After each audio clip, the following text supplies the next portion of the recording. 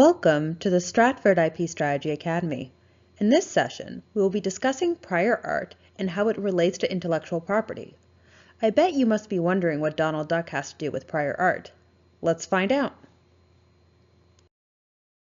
To illustrate our example, let's go back in time. Back in September 1964, the freighter Al Kuwait capsized in Kuwait's harbor. The ship had been carrying over 5,000 sheep that after a few days trapped in the submerged ship were starting to decompose. The ship had to be raised as quickly as possible without breaking the ship to save the city's drinking water supply from contamination, so bringing in cranes to lift the ship was out. Instead, they asked an inventor named Carl Kreuer for assistance. Kreuer and his team came up with a method of raising the ship by filling it with buoyant balls fed into the ship through a tube.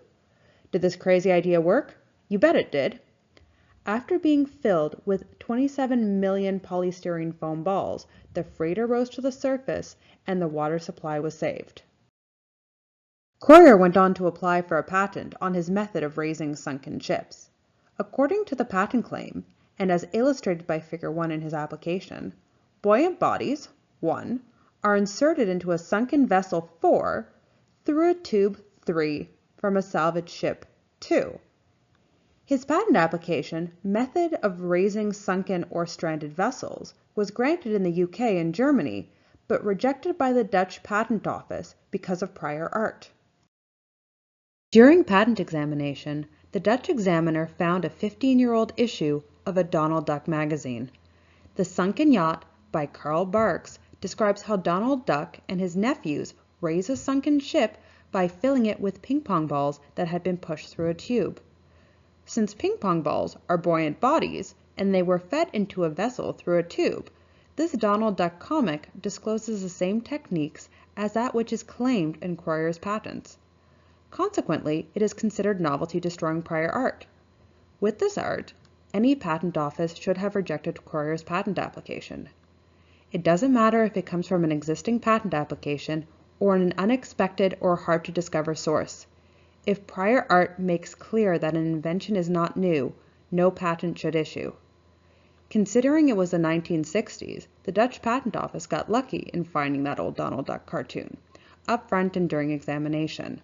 Otherwise, like the German and UK offices, they would have issued a patent that later proved to be invalid. As you can see, prior art is a decisive piece of the patent puzzle and can come from anywhere, even the most unlikely of places.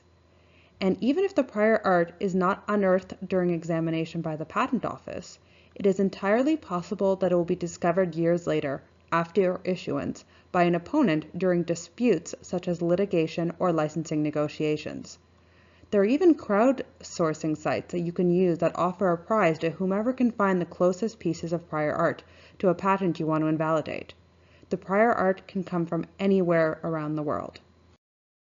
Prior art is considered to be any existing evidence, such as publications including issued patents, pending patent applications, anything found on the internet, or even the public domain, whether scientific or not, that relates to the claims being examined.